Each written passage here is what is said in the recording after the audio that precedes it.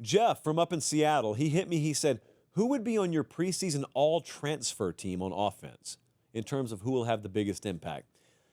These questions normally take too much work, Jeff.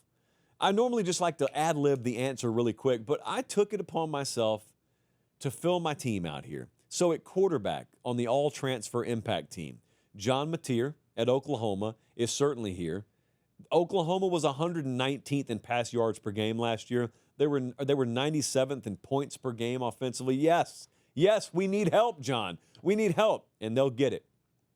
They'll get it from him. I also was just talking about Carson Beck a little while ago, so I'm not going to repeat everything I said, but backfilling Cam Ward, if the health is good there, if he's focused, and I think he will be, I think these answers will be yes. I think John Mateer, Carson Beck, Darian Mensah at Duke, I could have gone him as well, but those would be the quarterbacks. At wide receiver, Casey Concepcion at Texas A&M by way of NC State. They had at A&M 574 yards from the wide receiver one spot last year. He could double that. He has the ability to double that. Now, their style of offense this year may be such that they don't have a 1,000-yard receiver, but if they do, he's capable of being that. I also think at Georgia, Zachariah Branch coming there from USC, extremely fast player if they use him right. All right?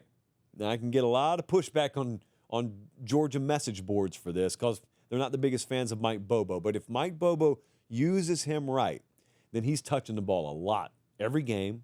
And that speed is a difference maker every game.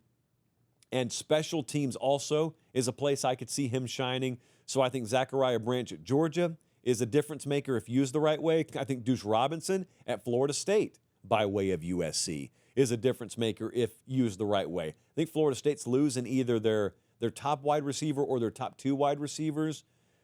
It was a bad team last year, so I'm not sure losing guys from that team is necessarily a terrible thing. But this cat is 6'6", 220.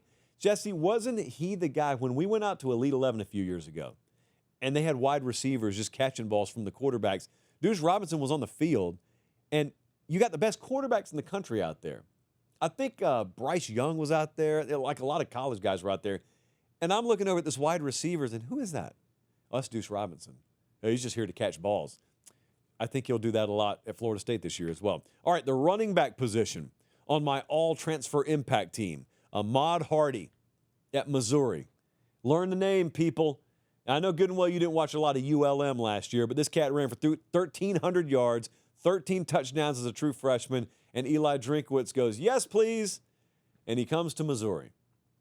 They got Bo Pribula at the quarterback position. This guy, 1,300 yards last year. I will bet he tops that this year. I think he's going to have a really, really big year, obviously.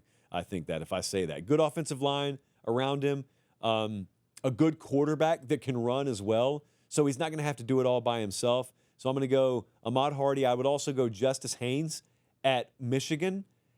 At Alabama, I thought this dude would break out last year.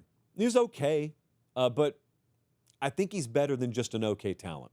And I don't know what it was about Bama's ground game last year that was sort of dead on arrival, but Justice Haynes feels perfectly cut out to be Michigan's workhorse tailback, and they will lean on him. I think he's able to be leaned on. I think he's a guy who, if used the right way, I don't know what that really means because it's not like they didn't hand him the ball last year, but I just think there's a lot more in the tank than we've seen from him.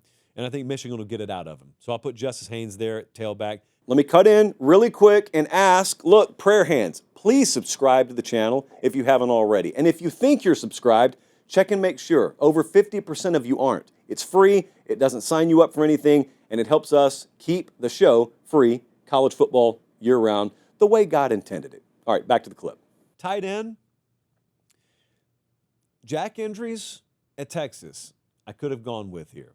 Okay, I want to have him mentioned because he's not my guy I'm going to go with. I'm going to go with Max Clare, who's going from Purdue to Ohio State, 6'4", 220. He had 685 receiving yards last year. That was more than Purdue's top two receivers combined. Granted, there wasn't a lot of bright spot on the Purdue Christmas tree last year, but he was the star on top of a dead tree. What vivid metaphorical speaking there, by the way. more catches and yards than Purdue's top 2 receivers combined. Anyway, he doesn't have to worry about that on Ohio State's team. There is no shortage of wide receiver talent to throw the ball to, and I think he'll just blend right in. Number 1 ranked tight end in the portal. No shock Ohio State was able to go get him. At the offensive line spots, I put 3 names down here.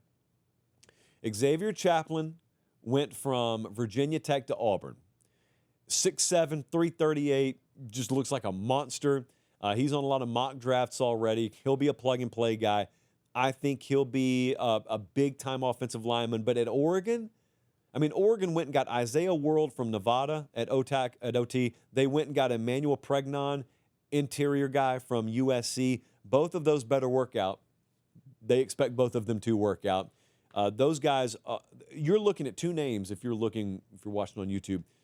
Those guys will decide part of the Big Ten championship race. They'll decide part of the playoff picture. Because if those guys don't pan out, Oregon's losing some games this year. Those guys have to work out, and I think they will. I don't think they were just blindly rolling the dice when they went and got those guys.